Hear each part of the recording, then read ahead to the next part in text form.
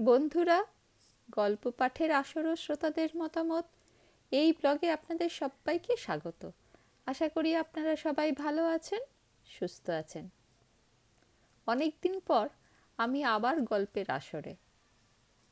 আজকে যে গল্পটি শোনাবো সেটি হলো শীর্ষেন্দু মুখোপাধ্যায়ের জনপ্রিয় ছোট গল্পগুলির মধ্যে একটি। গল্পের নাম রাজার বাগানে। অতসী নামে যে মেয়েটিকে আমি ভালোবাসতে শুরু করেছিলাম, কি কপাল, গত আষাঢ়ে তার বিয়ে হয়ে গেল।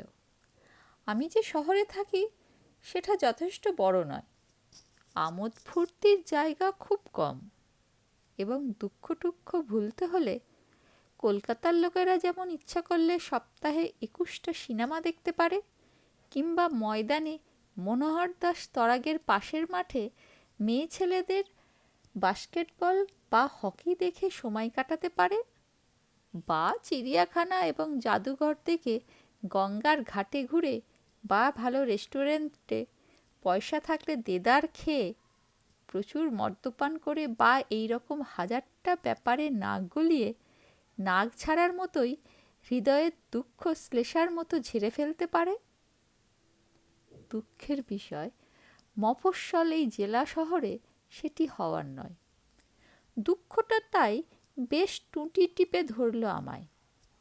এখানে প্রকাশ্য জায়গায় কোনো বয়সের মেয়ের সঙ্গে দুটো কথা বললে ঢিঠি পড়ে যায়। প্রেম করা মানে কতটা ঝুঁকি নেওয়া তা পরিমাপ করার নয়। অতসীর সঙ্গেও বস্তুত আমার সেরকম মেলামেশা ছিল না, এবং বলতে কি, তাকে ভালোবাসার কথা বলার কোনো সুযোগ আমার কখনো হয়নি। আমি যে তাকে ভালোবাসতাম এ কথাটা তাকে জানানো হয়নি বটে, কিন্তু তাতে ভালোবাসা কিছু মিথ্যে হয়ে যায় না। এবং গত আষাঢ়ের পর আমার জীবন দুর্বল কুলির পিঠে অত্যন্ত ভারী গাঁটরির মতো হয়ে আছে। অতসীর বিয়ে হয়ে যাওয়ার আগের দিন পর্যন্ত আমার বিশ্বাস ছিল এটা কিছু ঘটবেই। নিশ্চিত বিয়েটি অনুষ্ঠিত হবে না। কি ঘটবে তা স্পষ্ট কোনো ধারণা না থাকলেও আমি একটি দৈব ঘটনার অপেক্ষা করছিলাম, এবং অন্ধকার ঘরে বসে প্রচণ্ড মানসিক ক্ষমতা প্রয়োগ করে অতসীর সঙ্গে একটা টেলিপ্যাথি যোগাযোগ করার চেষ্টাও হয়েছিল। অবশ্য তার দরকার ছিল না। অতসীর বাড়িতে টেলিফোন ছিল, ইচ্ছা করলে পোস্ট অফিস বা কোনো সরকারি দপ্তরে গিয়ে অতসীকে ইজিলি টেলিফোন করা যেত। কিন্তু তার একটা অসুবিধে, অতসীকে আমি কি বলবো? বললে অবশ্যই অতসী বুঝতো না। প্রেমিক পুরুষের কথাবার্তা যেমন অসংলগ্ন হয়ে থাকে, পুরুষের প্রিয় নারীও তেমনি বুদ্ধিমত্তায় এবং ইঙ্গিত গ্রহণে খাটো হয়ে থাকে। এ আমার অভিজ্ঞতা লব্ধ সত্য। তদুপরি অতসীর সঙ্গে সরাসরি কথা বলার পক্ষে আমার প্রেমিক হৃদয় তেমন শক্ত সবলও ছিল না। কিন্তু টেলিপ্যাথিতে ওসব ঝামেলা নেই। তদুপরি আধুনিক যন্ত্রপাতি অর্থাৎ টেলিফোন, এর চেয়ে আমি এই মানসিক এবং দৈব শক্তির উপরই বেশি আস্থাশীল। দুর্বল প্রকৃতির লোকেদের এটাই বৈশিষ্ট্য। টেলিপ্যাথির যোগটা খুব সুচারুভাবেই হলো। আমি ডাকলাম, অতসী। আমি অমর। জানি। কি করে জানলে? আপনার গলা চিনি যে। কি করে চিনলে? চেনা যায়, আপনি বুঝবেন না। তোমাকে আমি একটা কথা বলবো। জানি তো। জানো? হুম। কি কথা? আপনি আমাকে ভালোবাসেন। না, কথাটা ঠিক নয়। নয়? অতসী অবাক হলো। আমি সামান্য হেসে দৃঢ়স্বরে বললাম, না। তবে? এ ঠিক ভালোবাসার কথা নয়। তবে কি? আমি একটা দীর্ঘশ্বাস ফেলে বললাম, আমি আসলে তোমাকে বলতে চাইছিলাম যে ভালোবাসা এক ধরনের নীরবতা। কেন? আমি কোনোদিন তোমাকে ভালোবাসার কথা বলিনি, অথচ ভালোবেসেছিলাম। তাই বলছিলাম গভীর ভালোবাসা এক ধরনের নীরবতা। ও, বুঝেছ? বুঝবো না কেন? এসব কথা তো সবাই বোঝে। তুমিও কোনোদিন আমাকে কিছু বলনি। অতসী দীর্ঘশ্বাস ফেলে বলল, বলেছি। কি বলেছ? নীরবতা। আপনি বোঝেননি। ইত্যাদি। এইভাবে আমার টেলিপ্যাথির যোগাযোগটা খুবই সফল হয়েছিল। সংলাপের শেষের দিকে আমরা পরস্পরকে বিয়ের প্রস্তাব দিয়ে পরস্পর তা গ্রহণ করেছিলাম। তবু আষাঢ় মাসে বাংলাদেশের হাজার হাজার বিয়ের মধ্যে আমার জীবনের সবথেকে মারাত্মক বিয়েটি বিনা বাধায় অনুষ্ঠিত হয়ে গেল। আষাঢ় মাসে কত ঝড় জল হয়, পৃথিবী ভেসে যায়, মানুষ কত জরুরি কাজে আটকে থাকে, কিন্তু অতসীর বিয়ের দিনটি ছিল নির্মেঘ, রাতটি ছিল জ্যোৎস্নাময়ী। সেই রাতে কুচবিহার জেলার শহরের নির্জন সাগরদিঘির পাড়ে বসে আমার প্রথম হৃদরোগের লক্ষণ দেখা দেয়। মাটিতে শুয়ে থাকার দরুন শরীর অসুস্থ হয়ে পরবর্তীকালে স্থায়ী অ্যাজমা রোগটিও আমি সেই রাতে আহরণ করি। অসফল প্রেম কত মারাত্মক, অসফল জীবনও তাই। অমর বসু আমার নাম। আমরা বংশানুক্রমেই অসফল। যতদূর জানি আমার ঠাকুরদা, আমার বাবা এবং আমি কেউই জীবনে কিছু করতে পারিনি, একমাত্র বংশ রক্ষা করা ছাড়া। আমার দ্বারা সেই বংশ রক্ষার ব্যাপারটি ঘটবে কি না কে জানে। আমি দেখতে সুন্দর নই, পড়াশোনায় সাধারণ, বিএ পাস, খেলাধুলা, গান বাজনা, সাহিত্য চর্চা, ছবি আঁকা কি অভিনয় করা কিছুই পারি না। বাবার সম্পত্তি নেই, নিজের 250 টাকা মাইনের একটা চাকরি আছে মাত্র। উচ্চাশা সম্পন্ন হওয়া কোনো কারণ আমার নেই। তবু কেন যে কুচবিহারের সবচেয়ে সফল উকিল বিজন বিহারী দত্তের মেয়ে অতসী দত্তের প্রেমে আমি পড়েছিলাম। কিন্তু আমার এই ব্যর্থতা নিয়ে কেউ কখনো কোনো মন্তব্য করেনি, বন্ধুরা ঠাট্টা করেনি, শুভাকাঙ্ক্ষীরা সান্ত্বনাও দেয়নি। তার কারণ আমার প্রেমের ব্যাপারটা আমার প্রেমিকার মতোই আর কেউ টের পায়নি কখনো। কিন্তু হৃদরোগ এবং হাঁপানি গোপন থাকার কথা নয়। কুচবিহার শহরের একটেরে এক জায়গায় চমৎকার একটি বাগান আছে। রাজার আমলে এই পুরনো বাগানটির মতো সুন্দর এবং নির্জন স্থান উত্তর বাংলাতে আর বোধহয় বেশি নেই। গাছপালা, ফুল টুল, পাখি টাখি এবং কীটপতঙ্গ আমার বড় ভালো লাগে। কুচবিহারে একসময় খুব জনপ্রিয় ছিল 2 আনা দামের প্রকাণ্ড প্রকাণ্ড সিঙারা। অফিস থেকে বেরিয়ে ওই সিঙারা গোটা 2 খেয়ে আর 1 কাপ চা খেয়ে ওই বাগানে গিয়ে বসে থাকতাম। রোজ সিঙারা আর চা খাওয়ার ফলে অম্বল হতো, গ্যাস ঠেলা দিত বুকে। তখন হৃদরোগটি টের পেতাম। বুক ধড়ফড় করছে, চাপ একটা ব্যথা। সেই সঙ্গে সঙ্গে হাঁপানির টানটিও টের পেতাম। অতসীর কথা মনে পড়ত। আমি বসে বসে আমার অসফল জীবন নিয়ে মনে মনে একটা অত্যন্ত সফল উপন্যাস লিখতে শুরু করলাম। লেখা হয়নি যদিও।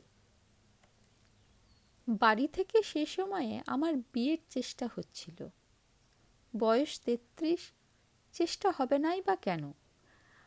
কিন্তু যে সময়ে আমি টের পেলাম, যদিও অতসীর সঙ্গে আমার প্রেমের ঘটনাটা কেউ কখনো টের পায়নি, তবু আমার যে হাঁপানি আছে এটা কুচবিহার জেলার প্রায় সব পাত্রীপক্ষই জেনে গেছে। বিয়ের কথা এগোয়, মেয়ে দেখাদেখিও হয়, কিন্তু সবশেষে পাত্রীপক্ষ কি করে যেন আমার হাঁপানির কথা টের পেয়ে পিছিয়ে যায়। হৃদরোগের ব্যাপারটাও হয়তো জানাজানি হয়ে গেছে। ৮-১০ বার এইভাবে বিয়ের সম্বন্ধ ভণ্ডুল হয়ে গেল। আমি অফিসের পর যথারীতি সিঙাড়া চা খাই এবং বাগানে গিয়ে বসি। অম্বল আর গ্যাস থেকে বুকের হৃদরোগ জেগে ওঠে, হাঁপানি দেখা দেয়, অতসীর কথা মনে পড়ে। আমার জীবন যে কত অসফল সেই কথাই ভাবি। অতসীর যখন বিয়ে হয়ে যায় তখন আমার বয়স 20 কি 21। মানুষ ওই বয়সে জীবন শুরু করে, আমি শেষ করেছি। অতসীর বিয়ে হয়ে যাওয়ার পর থেকে টানা 12 বছর আমি প্রতিদিন বিকেলে ওই বাগানে গিয়ে বসে থেকেছি আর বুড়ো হয়েছি অল্প অল্প করে। সেই বাগানে ছোট ছোট ছেলেমেয়েরা আসতো, তাদের সঙ্গে ছিল আমার বড় ভাব। 7 কি 8 বছরের একটি মেয়ে ছিল রুমি, ভারী ছিচকাদুনে মেয়ে। একটু রোগাভোগা ছিল, শ্যামলা রং। তার দাদু বসত বেঞ্চে আমারই পাশে। নাতনি খেলে বেড়াতো খেলুড়িদের সঙ্গে। দাদু বাজার দর নিয়ে শুরু করতেন, নেহেরু, সুভাষ, গান্ধী কথা এসে পড়ত, ধর্মে টর্মের কথাও উঠত। মাঝে মাঝে রুমি কাঁদতে কাঁদতে এসে নালিশ করত, ওরা আমাকে খেলায় নিচ্ছে না, কিংবা বলতো ধীরু ওর চাকাটা চালাতে দিচ্ছে না। দাদু বিব্রত হতেন। আমি রুমিকে একটা গল্প বলে ভোলাতাম। একটা লোক, বুঝলে, একটা লোক একবার জ্যোৎস্না রাতে বাড়ি ফিরতে ফিরতে চাঁদ দেখে খুব লোভ করল। তারপর দিল 1 লাফ চাঁদ ধরার জন্য। লাফ দিল তো দিলই, কেবল শূন্যই উঠতে লাগলো, কিছুতেই আর মাটিতে নেমে আসতে পারে না। মেয়েরা যে কত তাড়াতাড়ি বাড়ে। ওই গল্প শুনতে শুনতেই রুমি বালিকা থেকে কিশোরী হয়ে গেল।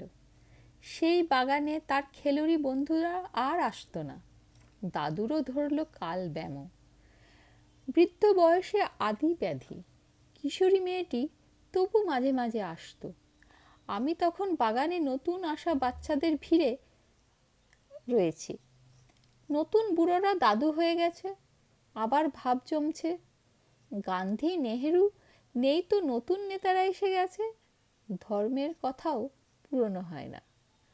আমার সময় কেটে যায়। রুমি স্কুলের সবচেয়ে উপরের ক্লাসে উঠে গেছে প্রায়। আমি তখন হোমিওপ্যাথি চর্চা করি, ফলও হয়। রুমি আসে তার দাদুর জন্য ওষুধের কথা বলতে। আমি রোগ লক্ষণ মিলিয়ে বসে বসে ওষুধের কথা ভাবি, তারপর বাড়ি ফিরে যাই। পরদিন ওষুধ নিয়ে আসি। রুমির দাদু আমার ওষুধে দারুণ বিশ্বাস। বলেন, এত অল্প বয়সে এত প্রবীণ মাথা যার, হোমিওপ্যাথি তার না হয়েই যায় না। বুড়ো আর বাচ্চাদের মহলে তখন আমার হোমিওপ্যাথির বেশ নামডাক।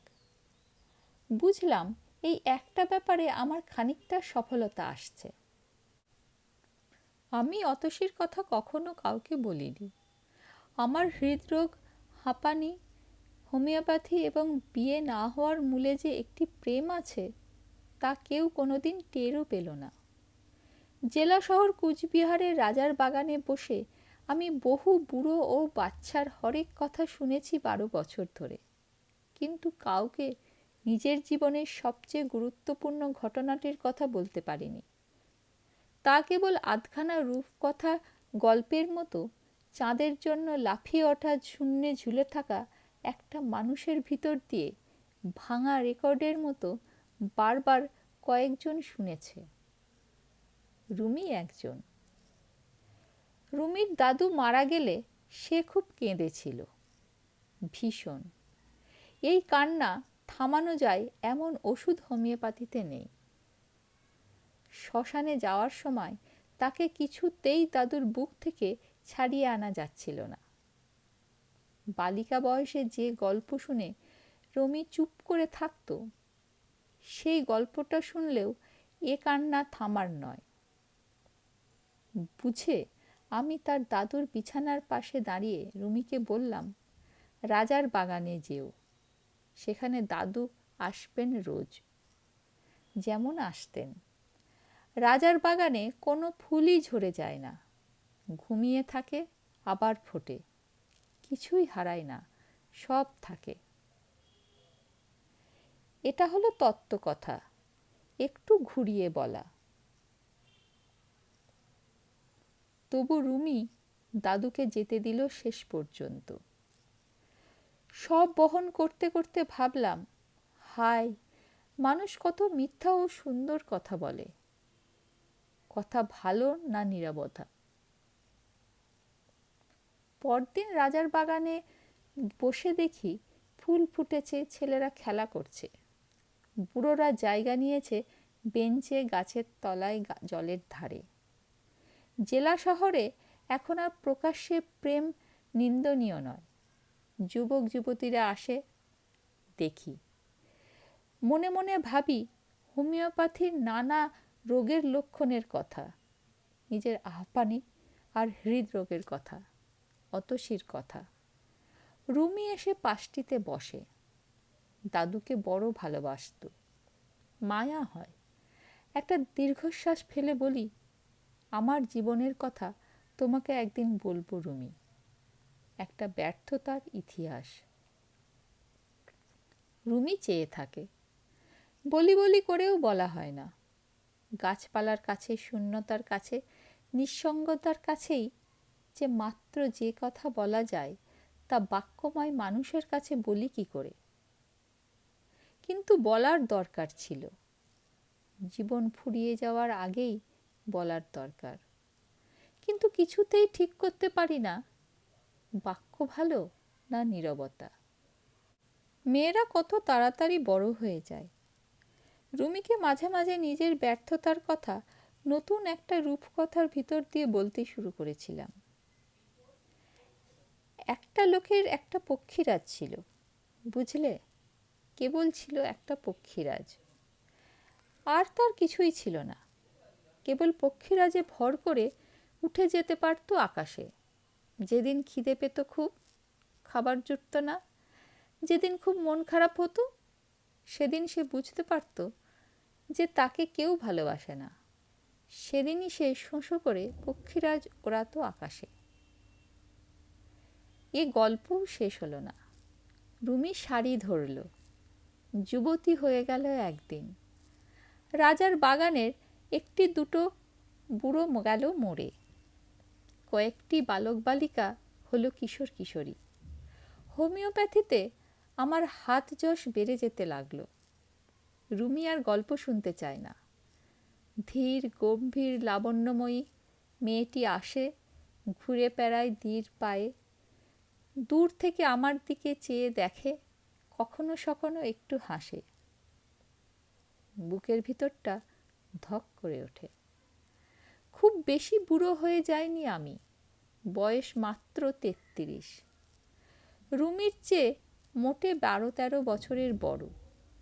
মনে মনে ভাবি, ওকে বলবো নাকি নীরবতাই ভালো। বুকে হাত রেখে হৃদরোগ টের পাই, শ্বাসে হাঁপানির টান।